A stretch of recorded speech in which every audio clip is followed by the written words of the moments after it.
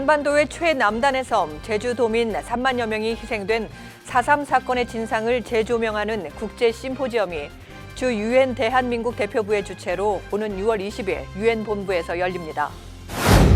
뉴욕 주내 불법 체류자들에게도 운전면허증 발급을 허용하는 그린라이트 뉴욕 법안이 마침내 하원에 이어 상원에서도 찬성 33대 반대 29로 통과됐습니다. 뉴욕시경은 현재 500명의 경찰관들을 동원해 지하철 50군데와 버스 50루트를 집중적으로 배치하고 불법 무임승차 감시에 들어갔습니다. 뉴욕주가 건물주로부터 세입자 보호를 강화하는 법안을 통과시켰습니다. 가족 또는 취업 이민 신청자가 불법으로 공적부조 혜택을 받았을 경우 재정 보증인에게 공적부조 수혜액만큼 배상하도록 한 규정이 사실상 시행에 돌입한 것으로 알려졌습니다.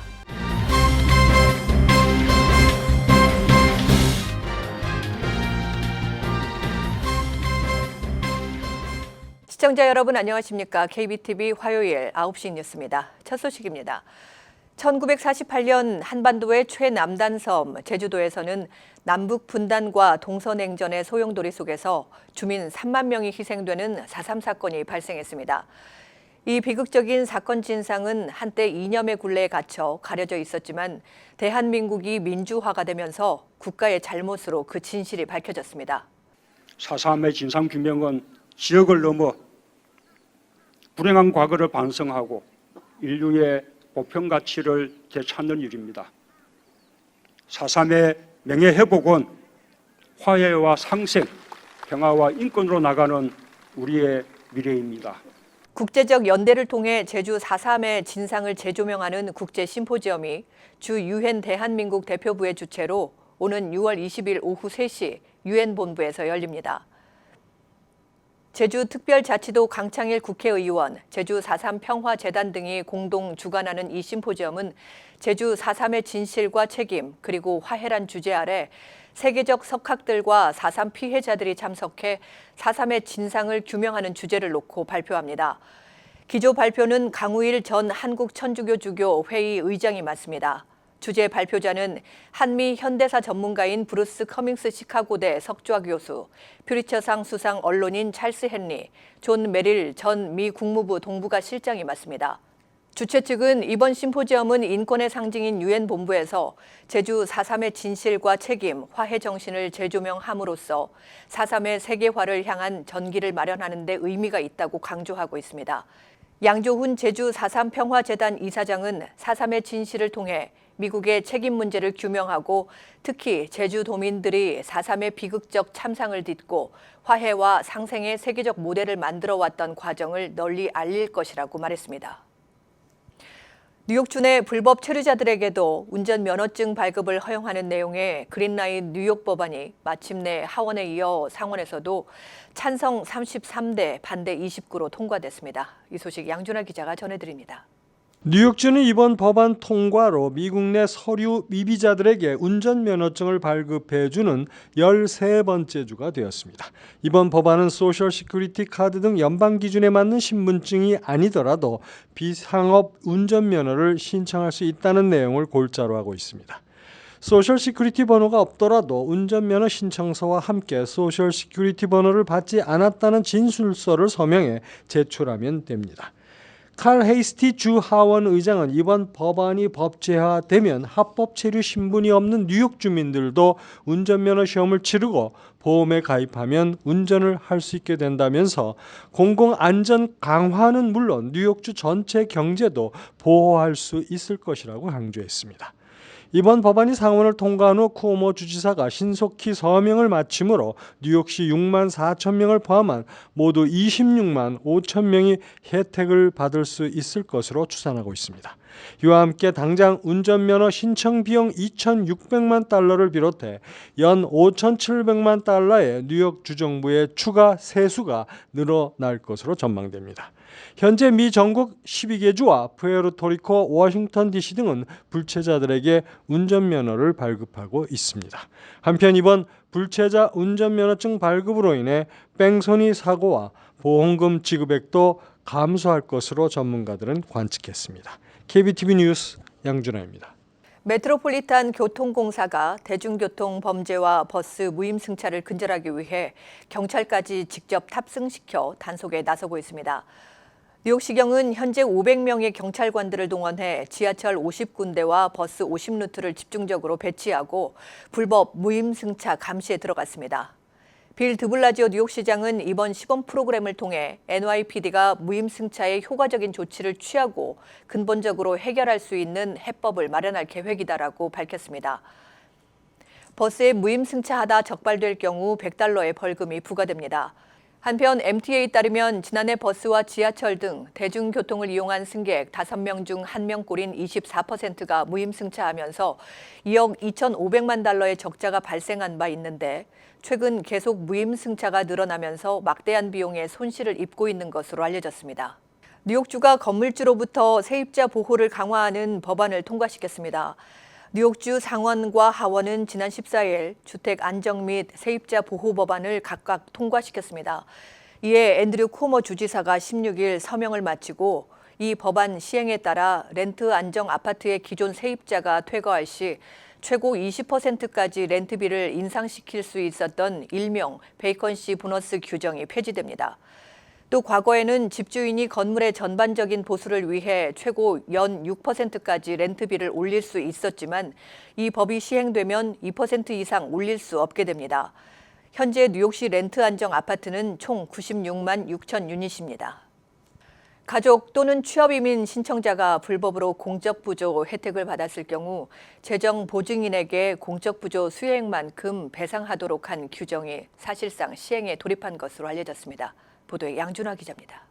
켄 쿠치넬리 연방이민서비스국 국장 대행은 지난 14일 도널드 트럼프 대통령이 지난달 하달한 불법 이민개혁 및 이민자 책임법과 복지개혁법 행정명령에 따라 일선 심사관들에게 대면 인터뷰를 하는 영주권 신청자들에게 불법적으로 연방정부 복지제도를 이용하면 재정보증인이 법적 금전적 책임을 물게 된다는 경고를 하도록 조치했다고 밝혔습니다. 그는 또 이민 신청자들이 복지 혜택을 받을 경우 재정보증인은 이민자가 받은 복지 혜택 금액만큼 모두 배상해야 된다고 강조했습니다. 트럼프 대통령은 앞서 각 관계부처에 1996년 제정된 이번 재정보증인 배상 규정을 오는 가을께부터 시행한다는 방침이었으나 쿠치넬리 국장 대행이 취임과 함께 이번 지시를 내림에 따라 사실상 시행에 돌입한 것으로 받아들여지고 있습니다. 이번 지시에는 이민 신청자가 불법적으로 받아서는 안 될 정부 복지 혜택으로 연방정부 생활보조금, 빈곤 가족을 위한 임시현금 보조, 푸드스탬프, 메디케이드 의료보험 등이 적시됐습니다. KBTV 뉴스 양준하입니다. 캐나다 토론토에 연고지를 둔 농구단 토론토 랩터스가 NBA 2018-2019 시즌 챔피언에 등극한 것을 기념해 이날 토론토 시내에서 열린 대규모 축하 행사 도중 총격 사건이 발생했습니다. 뜨거운 열기를 띤 토론토 시청 앞 광장이 마치 지옥처럼 변했습니다. 보도에 양준하 기자입니다. 이번 총격으로 4명이 총상을 입었으며 생명에는 아직 지장이 없는 것으로 알려졌습니다. 총격이 일어난 토론토 시청 앞 광장에는 긴박한 상황에 아기를 안고 필사적으로 달린 부모의 흔적을 보여주듯 현장에는 주인 없이 방치된 유모차 4대가 보였고 신발, 옷, 가방 등이 널브러졌습니다. 사건 당시 현장에서 한 블럭도 떨어지지 않은 무대에는 최우수 선수로 뽑힌 카와이 레너드 등 토론토 랩터스 선수들과 주스틴 트루도 캐나다 총리, 존 토리 토론토 시장 등이 올라와 있었습니다. 주최 측은 구단주 발언을 중단시키고 상황이 발생했음을 알리면서 참가자들에게 침착하게 행동해달라고 당부했습니다. 경찰은 현장에서 총 2자루를 확보했으며 3명을 체포해 사건 경위를 조사 중입니다. 경찰은 이번 사건이 특정인을 겨냥한 것인지 테러리즘과 관련 있는 것인지에 관해서는 수사 중인 사안임을 이유로 확실한 답변을 내놓지 않고 있습니다. 토론토 랩터스는 지난 14일 미국 캘리포니아주에서 열린 NBA 챔피언 결정전 6차전에서 골든 스테이트를 114대 110으로 꺾고 1947년 시작된 NBA 73년 역사상 미국 외 지역을 연고로 하는 팀으로는 처음으로 우승컵을 거머쥐었고, 이를 축하하기 위해 이날 150만여 명이 시내 퍼레이드를 포함한 이번 행사에 참가했습니다. KBTV 뉴스 양준하입니다. 17일 어제 미국 텍사스주 댈러스 법원 청사 밖에서 특수 전술 장비와 수십 발의 탄환, 엽총으로 중무장한 총격범이 경찰과 총격전을 벌이다 사살됐습니다. 보도에 황선균 기자입니다. MBC 방송 등 미 언론에 따르면 이날 오전 8시 50분께 댈러스 시내 법원이 입주한 얼케이베 연방빌딩 주차장에서 총격범 브라이언 아이작 클라이드가 경찰의 총에 맞아 쓰러졌으며 병원을 옮겼으나 숨졌습니다. 클라이드는 경찰과 총격전을 벌이기 전 법원 청사 밖에서 총탄 15에서 20발을 발사했다고 목격자들은 전했습니다. 클라이드의 총격으로 다친 사람은 없었습니다. 경찰관 중에도 부상자는 없다고 현지 매체는 전했습니다. 경찰은 클라이드가 세워놓은 차량을 수색한 결과 폭탄 조작 장치가 발견됐다고 말했습니다.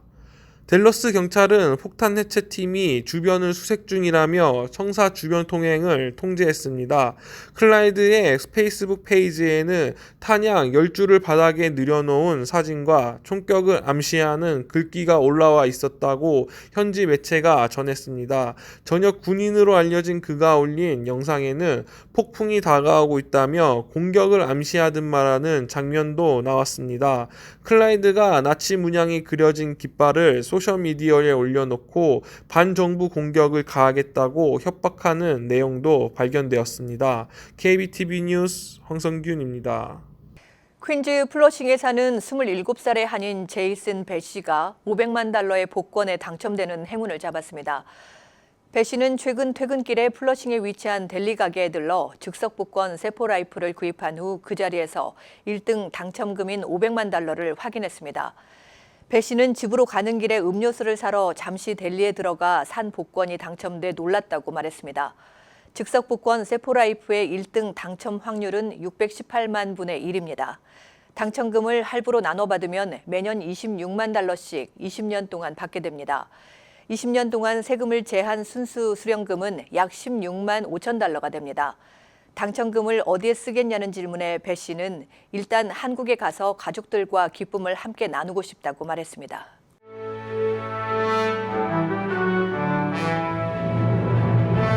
사건 사고입니다. 중고차를 구입하기 위해 플러싱 주택을 찾아간 커플이 강도를 당해 $10,000를 빼앗겼습니다. 뉴욕시경에 따르면 피해자는 25살의 남성과 23살의 여성입니다. 이들은 사전에 중고차를 구입하기로 약속하고 지난 13일 오후 7시 45분쯤 플러싱 유니온 스트리트 인근에 있는 집을 찾아갔는데 커플을 반긴 것은 2명의 흑인 남성들이었습니다. 그들은 커플을 위협해 여성의 가방에 있던 현금 $10,000를 빼앗고 은색 SUV 차량을 타고 도주했습니다.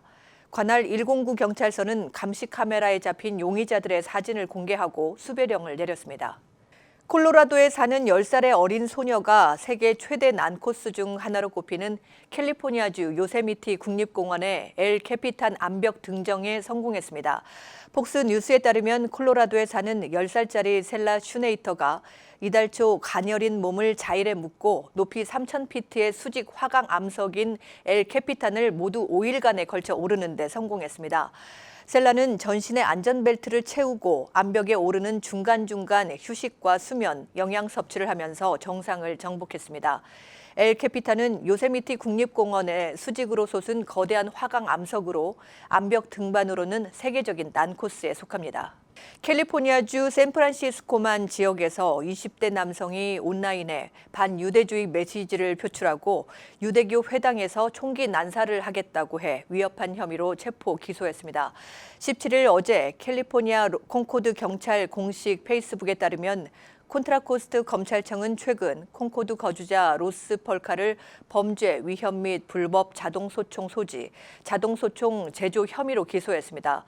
경찰에 따르면 폴카는 유대인에 대한 위협 발언은 물론 유대교 회당에서의 대량 살상을 예고하고 법 집행기관 공격 계획 및 자동소총 보유 주장 등 메시지를 온라인에 올린 혐의를 받고 있습니다.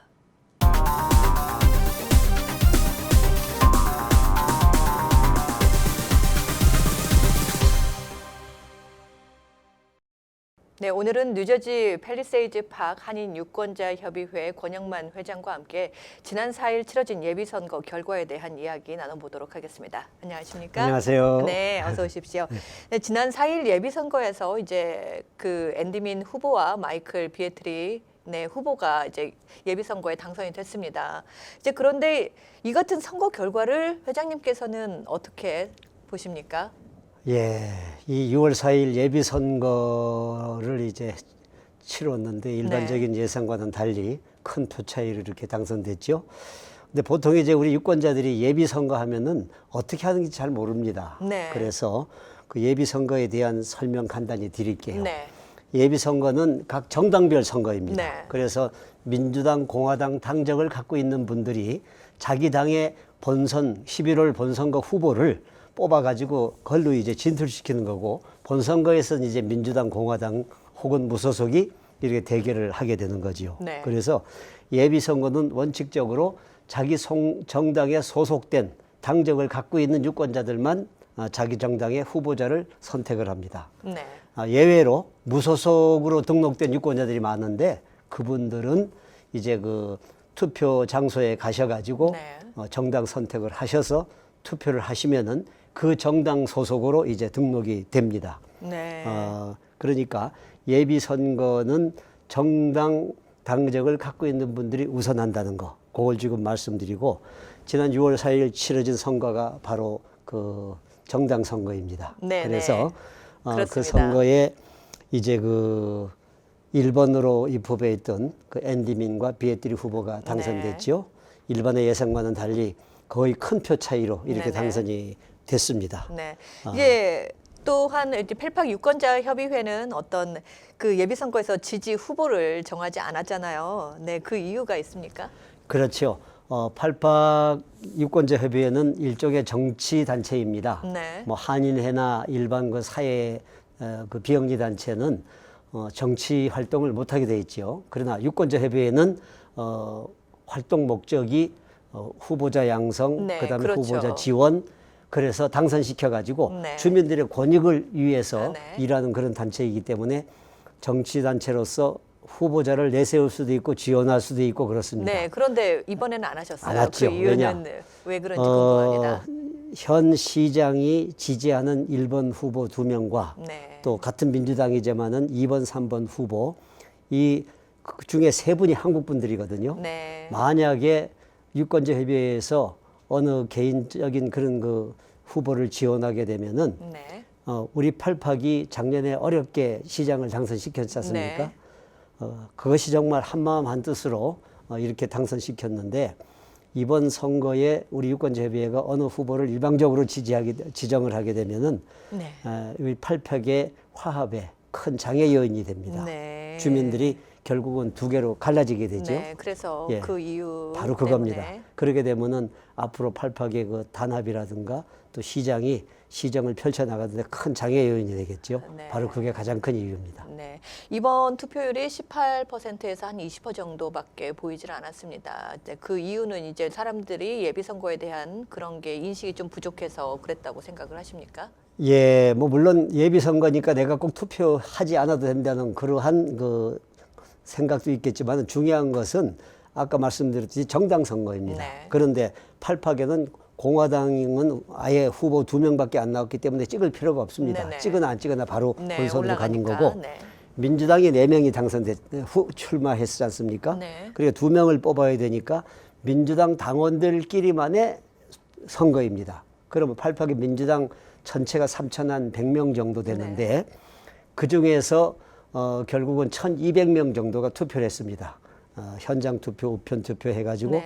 1,200 정도가 했는데, 그래 따지면은 한 30%가 넘지요. 네. 그래서 그 중에 이제 공화당 완 사람들이 한 90명 되고 무소속으로 해서 이렇게 찍은 사람이 한 100여 명 되고 하니까 순수한 민주당이 완 것은 한 30%입니다. 그러나 전체 7,800명 8박 유권자로 봤을 때에는 10한6% 정도밖에 안 된다는 얘기가 나오죠. 네. 그것은 예비선거이기 때문에도 그렇고 꼭 예비선거에는 투표 안 해도 된다는 일반적인 네. 그러한 그 생각 때문에 그런데 그것을 우리가 고쳐야 합니다. 네. 이번에도 굉장히 많은 노력을 해주셨어요. 이제 그 회장님이나 이제 유권자 협의회에서. 네. 예, 뭐 했다 그러면 했지요. 작년처럼 도어투도어는 하지 않고 거리 캠페인이라든가 네. 또 가가호호 전화하기 이런 그 캠페인은 많이 벌렸습니다. 그러나 예비선거라는 한계가 있고 네. 또 경쟁이 없지 않습니까? 네. 작년 예비선거 때는 한인 대 비한인이라는 그러한 구도로 형성됐습니다. 그러다 보니까 상당히 치열했어요. 네. 그래서 작년에는 한국 사람만 거의 한 2천여 명이 투표를 했지요.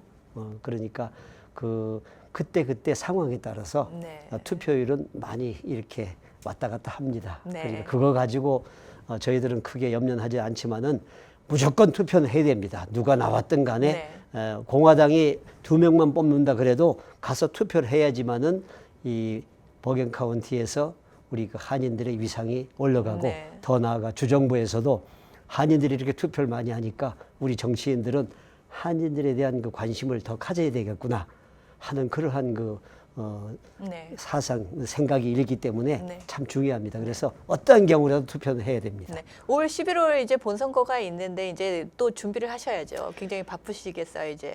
예, 11월 본선거 준비가 이제 뭐 아직도 많이 남았지만은 차츰 이제 해야 되고 조금씩 준비를 그때는 하셔야죠. 정당 대결이죠. 네. 공화당의 두 분이 현재 나와 계십니다. 시의원으로. 그럼 민주당의 1번 후보로 당선된 앤디민과 비에티르 후보와 공화당 두 사람 후보가 싸우게 되죠. 네, 이제 네.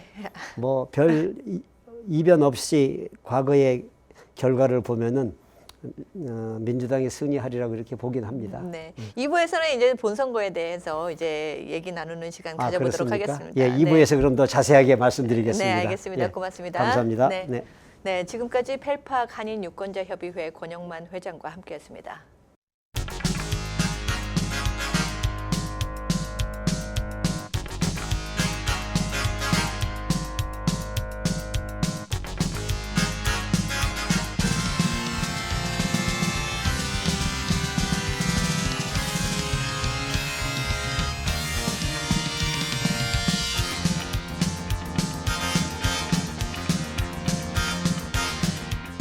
오늘도 KBTV 뉴스9을 시청해 주셔서 고맙습니다. 편안한 화요일 저녁 되시기 바랍니다.